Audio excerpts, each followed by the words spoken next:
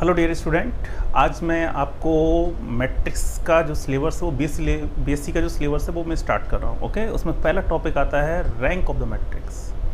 Rank क्या होता है वो मैं आपको सिखाता हूँ। रैंक कहते हैं किसी भी नॉन सिंगुलर मैट्रिक्स, कोई भी नॉन सिंगुलर मैट्रिक्स है उसका जो ऑर्डर होता है वो रैंक कहलाता है। क्लियर?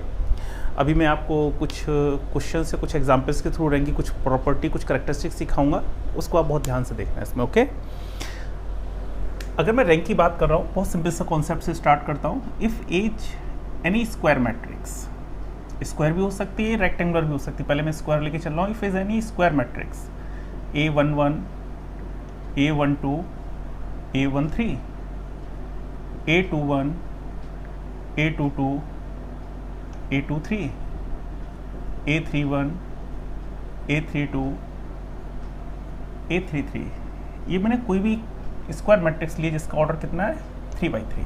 फाइन।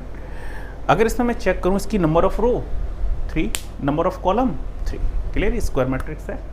ये रेक्टेंगुलर भी हो सकती है, रैंक में कोई जरूरी नहीं है मैट्रिक्स हमेशा स्क्वायर हो, कोई मैट्रिक्स हमारे पास हो सकती है।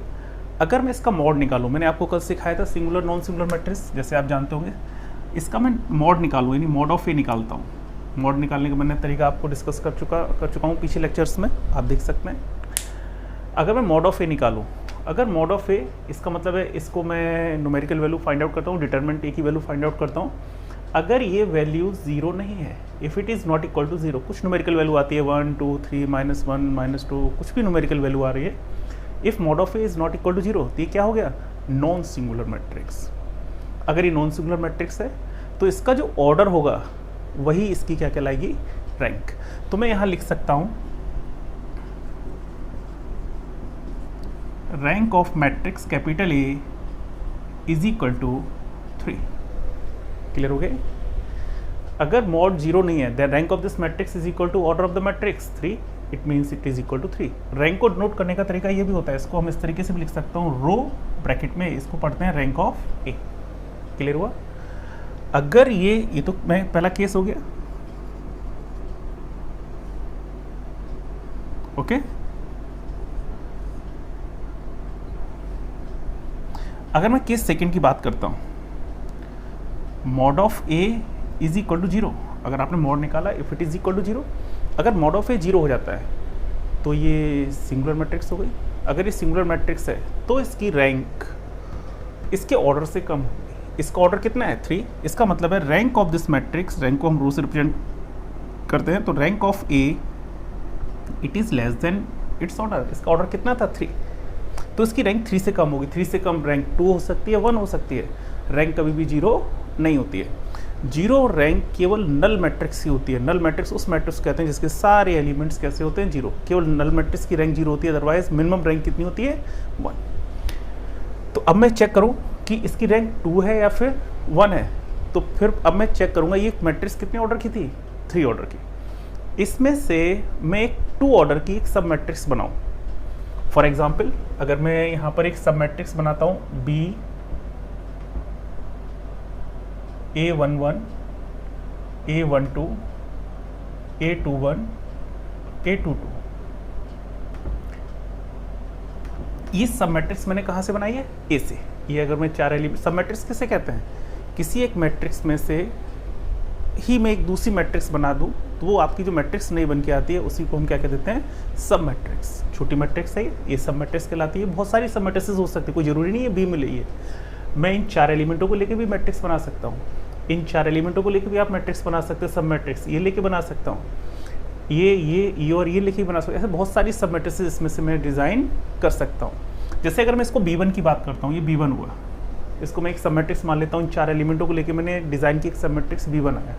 स्क्वायर मैट्रिक्स है, इसका आप मॉड निकालिए, मॉड ऑफ B1 निकाला मैंने। If it is not equal to zero, इसका मतलब अगर ये नॉन सिंगुलर है, if mod of B1 is not equal to zero, तो rank of B1 is equal to 2। Question over. Clear? लेकिन अगर मॉड ऑफ B1 जीरो है, मैं कहता हूं कि if mod of B1 is equal to zero, this implies that rank of B1 less than 2, क्योंकि इसका ऑर्डर कितना है 2 और मॉड ऑफ B1 0 है, इसका मतलब इसकी रैंक इसके ऑर्डर से कम होगी, तो लेस देन 2 रैंक क्या होती है 1। तो rank of B1 is equal to 1। Clear हुआ? अगर मॉड ऑफ B1 0 नहीं है तब हम B1 का वो आगे चेक करेंगे, otherwise mod of B1 is not equal to 0, rank of B1 is equal to 2, जो B1 की रैंक होगी वही रैंक किसकी हो गई 1 की। अब जरा एक चीज़ समझना, इसको जो मैं बता रहा हूँ बहुत अच्छी चीज़ है। यहाँ पर ये मैंने एक सब मैट्रिक्स बनाई B1, अगर मैं इसी तरीके से एक सब मैट्रिक्स और बना लूँ, मैं कहता हूँ मैंने निकाला B2, मैं कहता हूँ मैंने ये 4 एलिमेंट लेके B2 निकाला, ये भी तो सब मैट्रिक्स है, इसी की मैट्रिक्स है, जो भी एलिमेंट लें रो सेम होनी चाहिए, अगर रो के एलिमेंट है कॉलम है तो उस कॉलम के एलिमेंट सेम होने चाहिए। A22 A23 A32 A33, ये भी तो 2x2 की मैट्रिक्स है। मैंने इसका मॉड निकाला, मॉड ऑफ B2, अगर ये 0 नहीं है तो rank of B2 is equal to 2, और अगर mod of B2 is equal to 0 आ रहा है तो rank of B2 less than 2, less than 2 means 1, क्योंकि रैंक 0 नहीं होती है, तो 2 से कम रैंक कितनी होगी 1। अब जरा एक चीज़ यहाँ देखना जो मैं बताना चाह रहा हूँ, जरा देखना इस कॉन्सेप्ट को। आपने ये मैट्रिक्स दिया, एक बार रिपीट करो पूरा चार्ट बोर्ड पे, ये कोई स्क्वायर मैट्रिक्स थी, मैंने इसका मॉड निकाला, ये 0 नहीं हुआ, रैंक इसकी 3 हो गई, क्वेश्चन ख़त्म।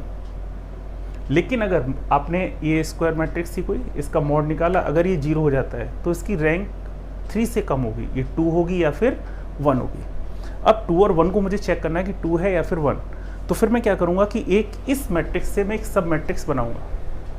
ओके, B1 निकाला मैंने, B1 का मॉड निकाला, अगर ये 0 नहीं है तो इसकी रैंक 2, मुझे इसके बाद B2 पे जाने की ज़रूरत ही नहीं है, केवल मैं यही निकालूँ। मैं B1 की रैंक निकाली, 2 आ गई, अगर 2 आ गई तो इसका मतलब एक ही रैंक B2 हो गई, मुझे B2 पर मूव करने की जरूरत ही नहीं। B2 पर मूव मैं कब करूँगा, जब रैंक 2 से कम आएगी।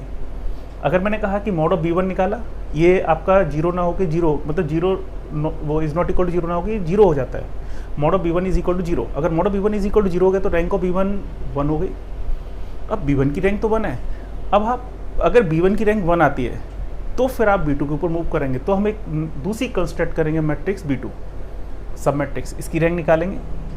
अगर मॉड ऑफ B2 0 नहीं है तो इसकी रैंक 2, इसकी रैंक 1 थी।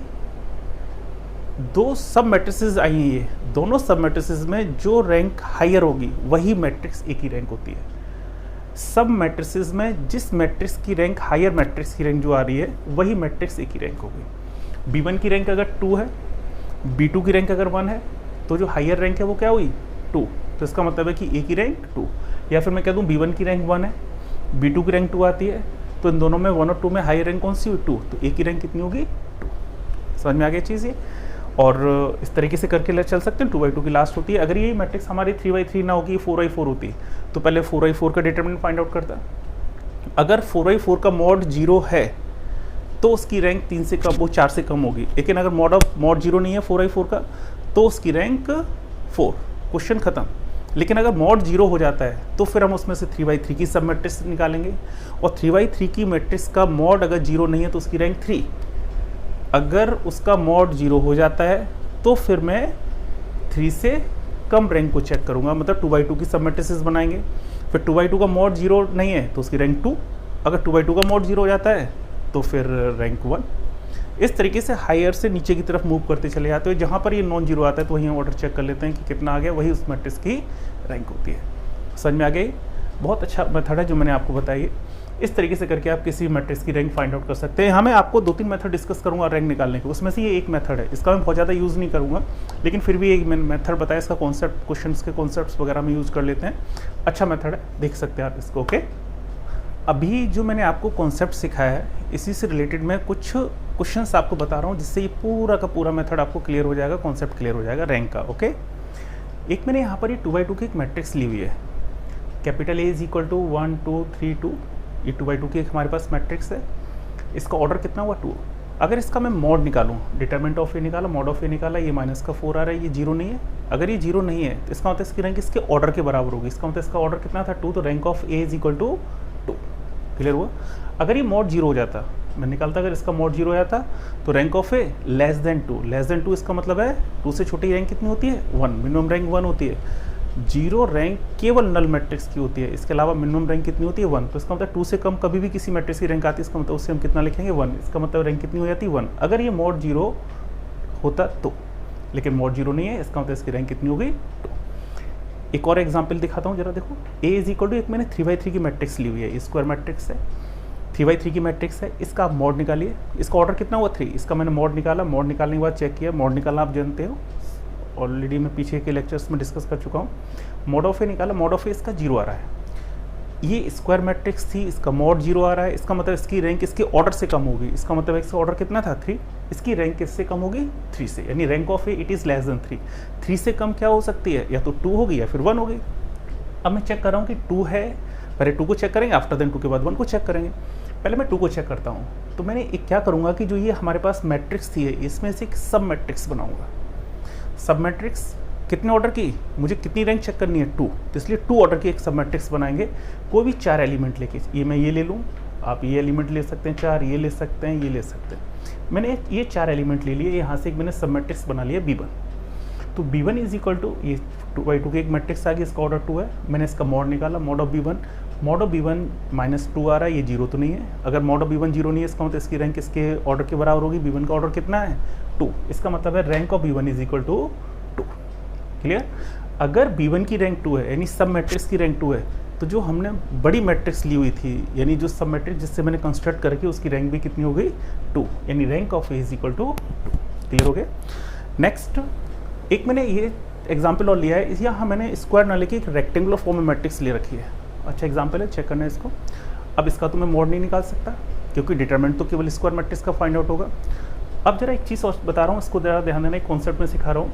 इस मैट्रिक्स का ऑर्डर 3 × 4, 3 × 4 में कितनी रो है 3, कॉलम कितने हैं 4। इसमें जो भी सफिक्स मिनिमम होगा उससे ज़्यादा रैंक नहीं हो सकती, मैक्सिमम रैंक उस मिनिमम सफिक्स के बराबर होती है। 3 × 4 है, इसका मतलब है कि सफिक्स मिनिमम कौन सा है 3, इसका मतलब है इस मैट्रिक्स की मैक्सिमम रैंक 3 होगी, या तो 3 होगी या फिर 3 से कम होगी। क्लियर, इसकी रैंक कभी 4 नहीं होगी। समझ में आ गया चीज़, ये कंपटीशन में मिल सकता है, क्वेश्चन उसमें आ जाते हैं, वहाँ पर आप थोड़ा सा कॉन्सेप्ट इसको देखना। तो मैंने बताया इसकी रैंक मैक्सिमम 3 हो सकती है, तो मुझे रैंक चेक करनी है क्या 3 है, तो इसलिए मैं कितने ऑर्डर की सब मैट्रिक्स लूँगा 3x3 ऑर्डर की। तो स्टार्टिंग के मैंने 3 कॉलम लेके एक मैट्रिक्स बना ली A1, लास्ट के 3 कॉलम लेके मैंने मैट्रिक्स बना दी A2। क्लियर। आफ्टर देन पहले मैं चेक करूंगा कि क्या ये दोनों सब मैट्रिक्स हैं, these are the sub matrix of matrix capital A। अब मैं चेक करूंगा कि A1 की रैंक कितनी आती है, A1 की रैंक 3 है या फिर 2 है या फिर 1 है।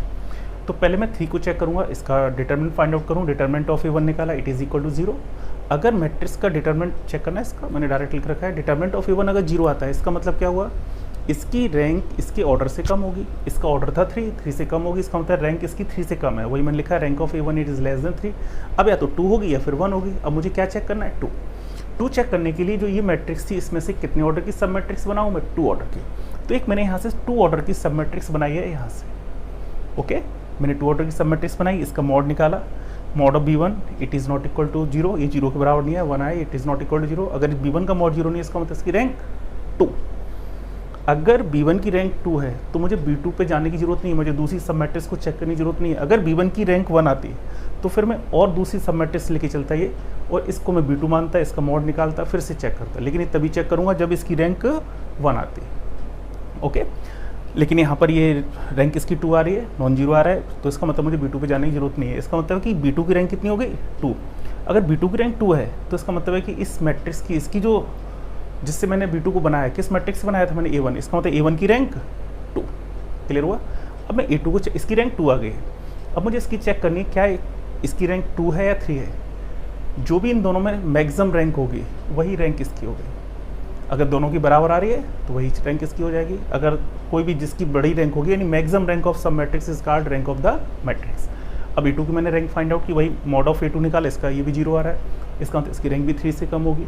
अगर 3 से कम होगी तो 2 होगी या फिर 1 होगी, फिर मैं 2 को चेक करूँगा। तो यहाँ से मैंने क्या किया, एक सब मैट्रिक्स बनाई है मैंने, ये 4 एलिमेंट लेके एक सब मैट्रिक्स बनाई मैंने C1, mod of C1 find out किया, मॉड ऑफ C1 0 नहीं है, इसका मतलब mod rank of C1 2, C1 की रैंक 2 आ रही है।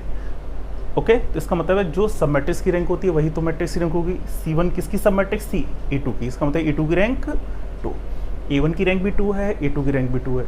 ये दोनों सब मैट्रिक्स किसकी थी, इसकी, इस मैट्रिक्स की। इसका मतलब है कि A की रैंक क्या होगी, 2। जो भी सब मैट्रिक्स में हायर रैंक होती है वही रैंक कहलाती है। तो दोनों की रैंक 2 आ रही है तो हायर क्या हुआ, 2 ही तो हुआ। तो A की रैंक कितनी हो गई, rank of the matrix is equal to 2।